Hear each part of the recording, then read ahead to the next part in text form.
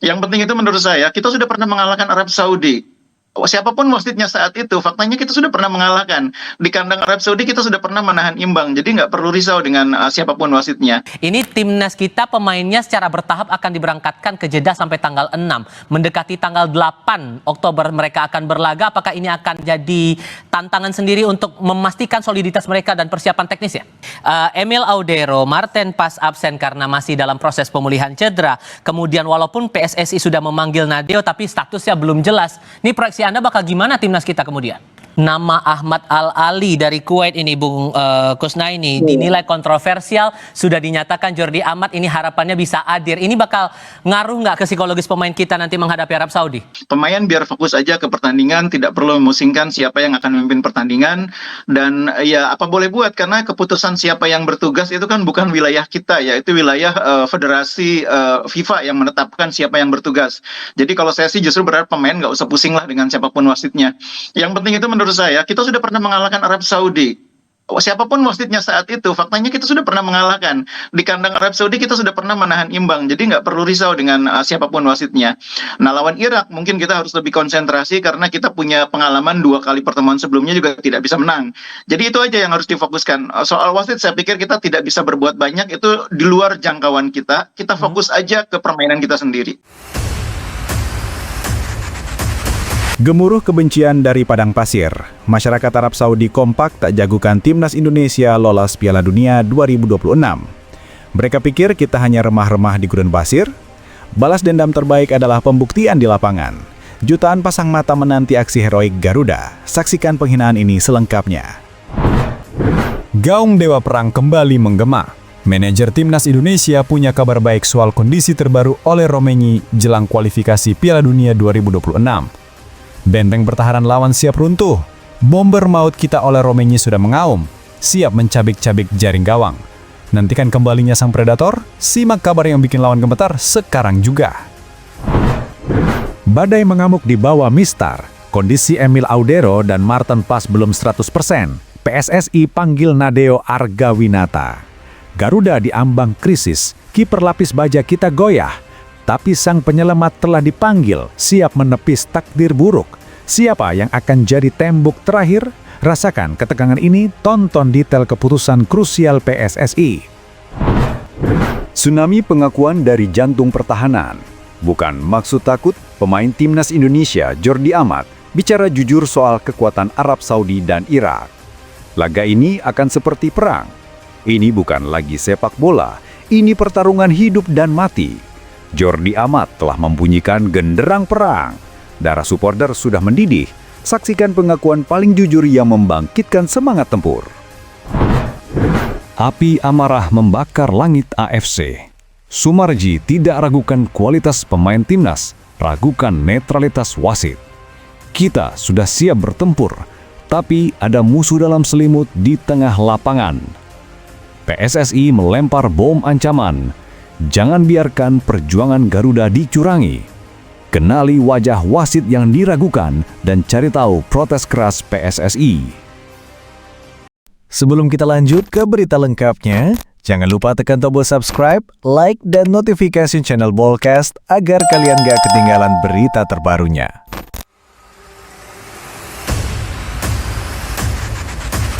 Kabar gembira. Manajer Timnas Indonesia sebut kondisi oleh Romaini sudah 95% bugar jelang putaran keempat kualifikasi Piala Dunia 2026. Angin segar bagi skuad Garuda di tengah tantangan cedera pemain kunci. Timnas Indonesia mendapatkan angin segar jelang 2 laga krusial di putaran keempat kualifikasi Piala Dunia 2026 zona Asia. Manajer Timnas Indonesia, Sumarji, memberikan kabar terkini yang sangat positif mengenai kondisi penyerang andalan mereka oleh Romaini yang sebelumnya harus menepi karena cedera serius. Dalam keterangannya di Bandara Soekarno-Hatta pada Kamis 2/10/2025 kemarin, Sumarji mengungkapkan bahwa komunikasi intens terus dilakukan dengan striker yang bermain di klub Inggris Oxford United tersebut. Hasilnya, proses pemulihan cedera pergelangan kaki yang dialami oleh Romaini pada turnamen Piala Presiden 2025 lalu menunjukkan kemajuan pesat. Kalau bicara kondisi Ole, intens ya? Intens. Selalu kami tanyakan juga, masih dalam proses ini ya? 100%. Sekarang kondisinya sudah 95%, ujar Sumarji. Kabar ini menjadi dorongan moral yang sangat penting bagi skuad Garuda yang dipimpin oleh pelatih Patrick Kluivert. Meskipun belum mencapai 100% bugar, Ole Romagney dilaporkan telah aktif menjalani program pemulihan dan latihan harian sesuai arahan trainer. Manajer timnas juga mengonfirmasi bahwa klub Ole Romagney, Oxford United, telah memberikan izin bagi sang pemain untuk bergabung dengan timnas Indonesia. Pemanggilan Romagney ke dalam skuad untuk babak keempat ini menunjukkan keyakinan pelatih terhadap perkembangan pemulihan sang striker yang merupakan pencetak gol terbanyak timnas Indonesia di putaran ketiga kualifikasi Piala Dunia 2026 dengan perolehan 3 gol.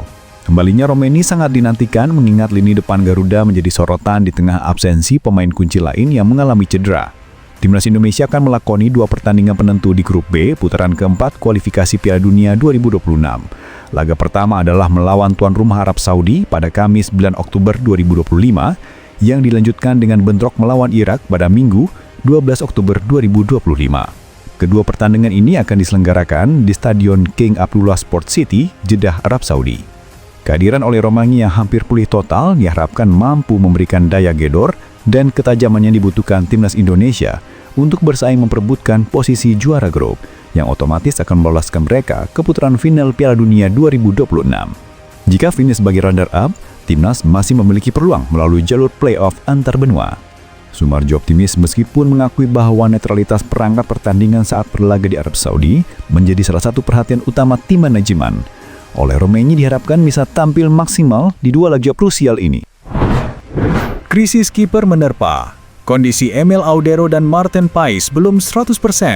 PSSI panggil dadakan Nadeo Argawinata untuk kualifikasi Piala Dunia 2026.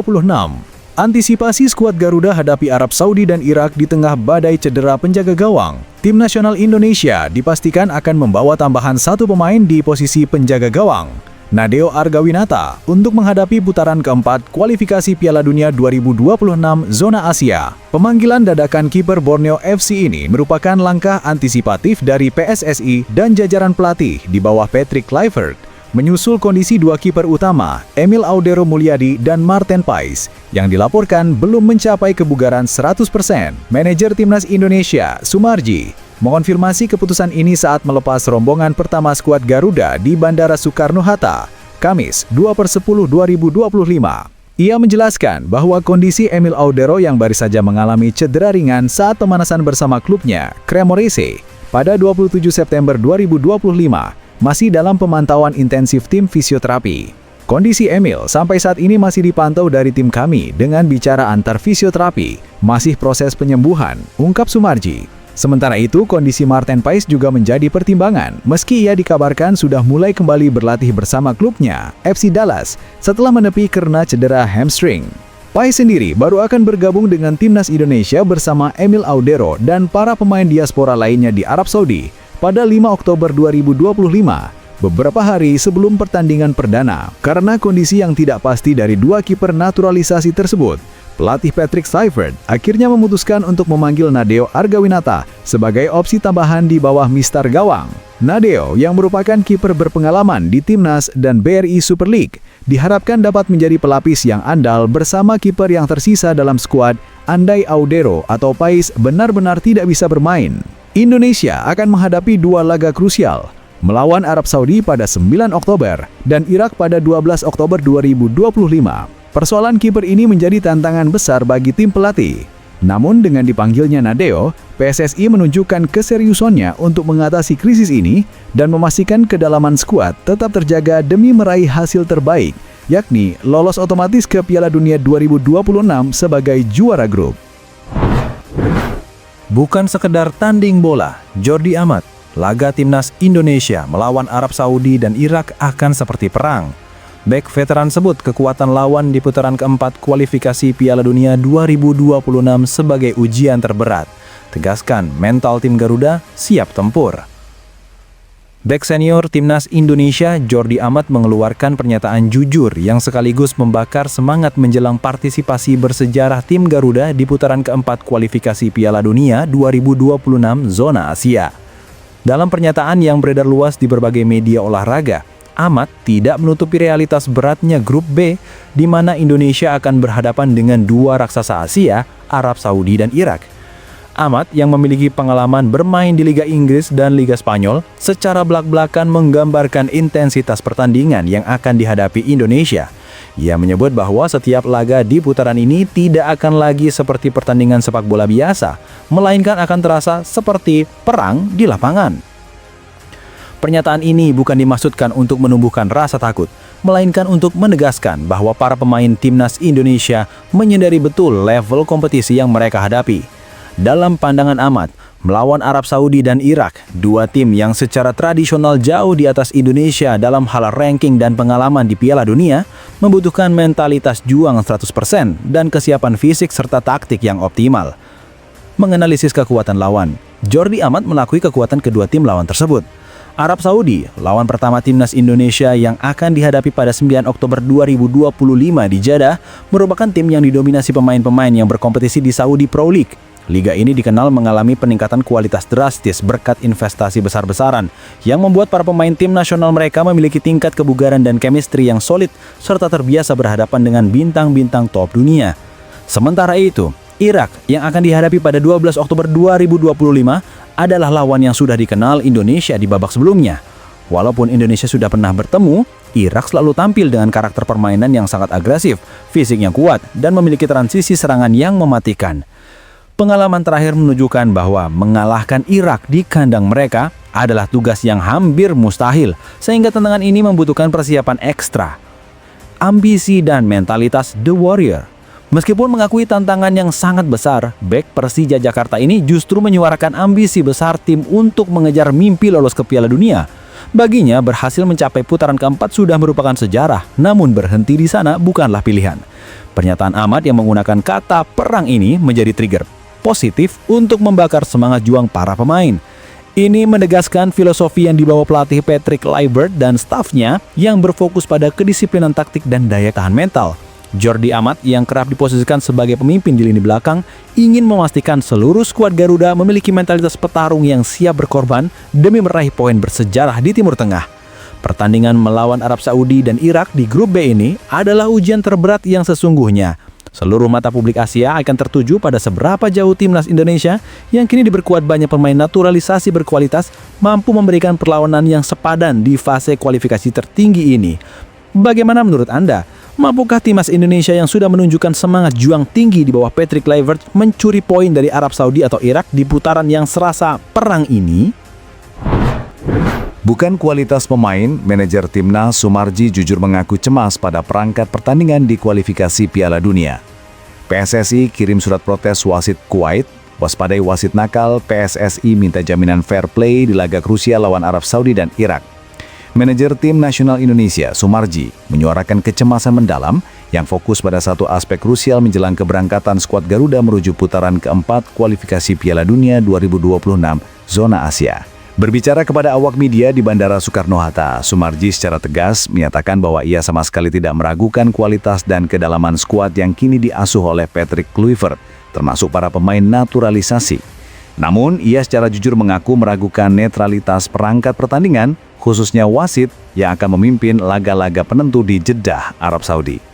Pernyataan ini bukan isap menjempol, melainkan refleksi dari pengalaman pahit timnas Indonesia sebelumnya yang sering merasa dirugikan oleh keputusan wasit, terutama saat bermain melawan tim-tim dari kawasan Timur Tengah. Kecemasan ini memuncak karena PSSI telah menerima informasi bahwa wasit yang ditunjuk untuk memimpin laga pertama Indonesia melawan Arab Saudi pada 9 Oktober 2025 adalah wasit asal Kuwait. Protes resmi belum dibalas AFC. Sumarji mengungkapkan bahwa PSSI telah mengajukan nota protes resmi kepada FIFA dan AFC terkait penunjukan wasit asal Kuwait tersebut. Kekhawatiran utama adalah potensi konflik kepentingan atau bias, mengingat Kuwait dan Arab Saudi berasal dari kawasan yang sama. Kalau bicara kualitas pemain, tidak usah ragu. Sekali lagi, tidak usah ragu. Yang sedikit saya masih agak ragu-ragu itu kaitannya dengan perangkat pertandingan. Itu saja, ujar Sumarji. Ia menambahkan bahwa PSSI menginginkan adanya perubahan wasit yang benar-benar menjamin netralitas, bahkan jika perlu mendatangkan wasit dari Eropa atau kawasan lain yang tidak memiliki keterkaitan regional dengan tim yang bertanding. Faktanya, hingga saat ini PSSI belum mendapatkan respons atau balasan resmi apapun dari AFC atau FIFA terkait surat keberatan tersebut, yang membuat kewaspadaan tim menjadi sangat tinggi. Mentalitas fight menghadapi dua raksasa Asia, meskipun dihantui keraguan terhadap perangkat pertandingan, Sumarji memastikan bahwa mentalitas juang pemain timnas Indonesia berada di level terbaik. Skuad Garuda dijadwalkan akan menghadapi tantangan berat melawan Arab Saudi, dilanjutkan dengan laga kontra Irak 3 hari kemudian. Manajer timnas menegaskan bahwa jika wasit mampu memimpin pertandingan dengan adil dan fair play, ia sangat yakin anak-anak kesuhnya akan berjuang total di lapangan demi meraih target yang krusial, lolos ke babak berikutnya, bahkan mengincar jalur lolos langsung ke Piala Dunia 2026. Kalau wasit memimpin dengan fair play, saya yakin anak-anak akan fight total. Semua ingin kita lolos dan saya percaya pemain siap berjuang, tegasnya. Seraya menekankan pentingnya semua pihak di Indonesia mendukung perjuangan ini. Kini fokus tidak hanya tertuju pada strategi pelatih Patrick Kluivert atau performa pemain seperti Jordi Amat, Justin Hubner, dan Ole Romeni, tetapi juga pada keputusan dan respons dari otoritas sepak bola Asia dan dunia terkait permintaan PSSI untuk jaminan wasit yang netral di fase krusial kualifikasi Piala Dunia ini.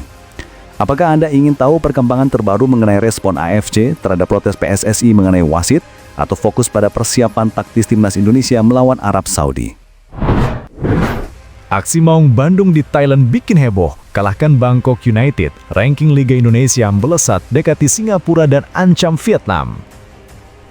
Kemenangan Persib di ACL2 dongkrak koefisien AFC, raih slot otomatis dan ancam dominasi. Kabar gembira datang dari kompetisi antar klub Asia. Kemenangan gemilang Persib Bandung atas tim kuat Thailand, Bangkok United, dengan skor meyakinkan 2-0 pada matchday kedua grup G AFC Champions League 2 2025-2026 telah memberikan dampak signifikan dan positif pada peringkat Super League di Konfederasi Asia. Berdasarkan perhitungan koefisien poin AFC terbaru per 2 Oktober 2025 yang mencerminkan performa klub di kompetisi regional, kontribusi poin dari Persib Bandung membuat peringkat Liga Indonesia melesat naik secara drastis. Kemenangan tandang yang monumental ini membuat Indonesia kini memiliki total poin sebesar 19.549, berhasil melompati Kamboja 19.350 poin dan Tajikistan 19.353 poin di klasemen wilayah timur. Kenaikan peringkat ini membawa Indonesia menempati peringkat ke-10 di wilayah timur Asia, sebuah posisi yang sangat krusial. Pasalnya, zona ini merupakan slot otomatis untuk partisipasi klub Indonesia di kompetisi ACL2 pada musim-musim mendatang. Ini menjadi pencapaian yang penting dan sangat diapresiasi oleh PSSI karena menjamin satu wakil klub Indonesia akan selalu berlaga di kompetisi kasta kedua Asia tanpa melalui babak kualifikasi awal yang melelahkan. Namun, yang lebih menarik adalah potensi pergerakan Indonesia di tingkat Asia Tenggara. Kemenangan Persib atas klub Thailand ini membuat jarak poin Indonesia dengan negara-negara ASEAN yang lebih mapan di ranking AFC semakin menipis. Thailand, peringkat 7 Asia Timur, 50.138 poin. Malaysia, peringkat 5 Asia Timur, 36.101 poin. Finland, peringkat 7 Asia Timur, 32.686 poin. Singapura, peringkat 8 Asia Timur, 28.727 poin. Indonesia, peringkat 10 Asia Timur, 19.549 poin. Meski masih di posisi kelima di ASEAN, taman poin dari Persib dan potensi dari wakil Indonesia lainnya Dewa United di kompetisi Asia musim ini membuat Indonesia semakin mendekati Singapura dan berpotensi besar untuk mengancam posisi Vietnam di masa depan. Kinerja gemilang di kancah Asia seperti yang ditunjukkan Persib menjadi kunci utama untuk meningkatkan koefisien negara dan memperbesar kuota partisipasi klub Indonesia di turnamen regional. Kemenangan Maung Bandung di Bangkok ini bukan hanya sekedar hasil pertandingan, tetapi menjadi penanda kebangkitan kembali Liga Indonesia di panggung sepak bola Asia, memberikan optimisme baru bagi pengembangan klub-klub di tanah air. Bagaimana pendapat Anda? Apakah Persib dan Dewa United mampu mempertahankan atau bahkan meningkatkan posisi Indonesia di ranking AFC hingga akhir musim ini?